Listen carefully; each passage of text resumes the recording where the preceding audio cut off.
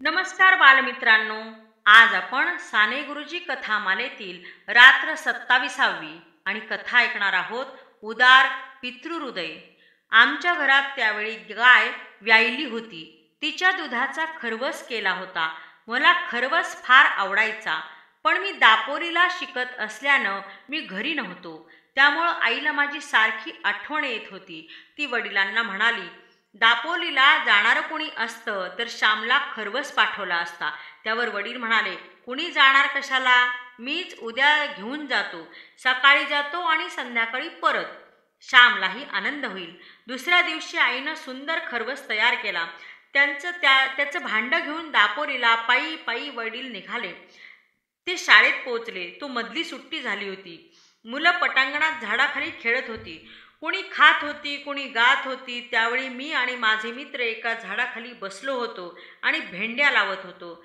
तेवढ्यात माझे वडील माझी चौकशी करत आमच्यापाशी पोचले. मी विचारलं, भाऊ इकडं कशाला आलात? मी घरी भेटलो असतो ना. त्यांच्या गबाळ्या पोशाखाची मला लाज वाटत होती. मात्र मला खरवस मिळावा म्हणून 15 किलोमीटर चालून आलेल्या वडिलांचं प्रेम मला त्यावेळी दिसलं नाही. इंग्रजी शिक्षणानं मी आंधळा झालो होतो. वडील म्हणाले, श्याम, तुझ्या आईनं तुला खरवस पाठवला आहे.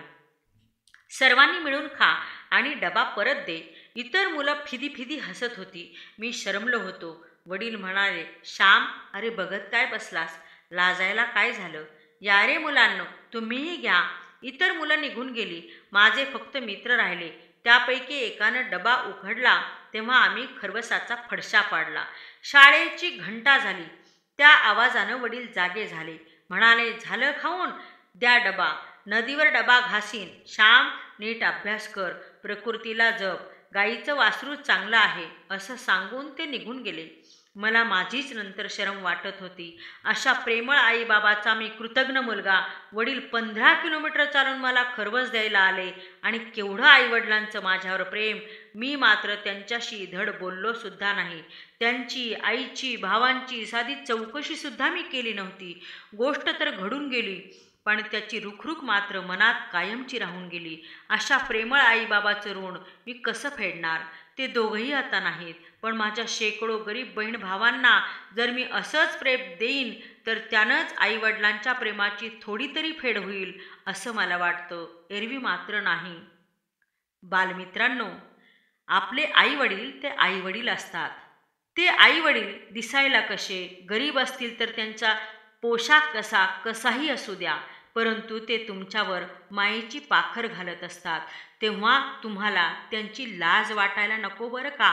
कुठंही त्यांना सोबत घेऊन जा. त्यांना आदरपूर्वक वागणूक द्या. तुम्ही एवढं जरी शिकलात ना, तरीही आपल्या भारतामध्ये वृद्धाश्रमाची संख्या नाहीशी होऊन जाईल. वृद्धाश्रम अस्तित्वात राहणार नाहीत. खरंच ज्या मुलांना आईवडील असतात ना, ते खरंच खूप भाग्यवान असतात. चला तर मग आज आपण इथेच थांबूया. पुन्हा भेटूया नवीन कथा घेऊन. तोपर्यंत नमस्कार.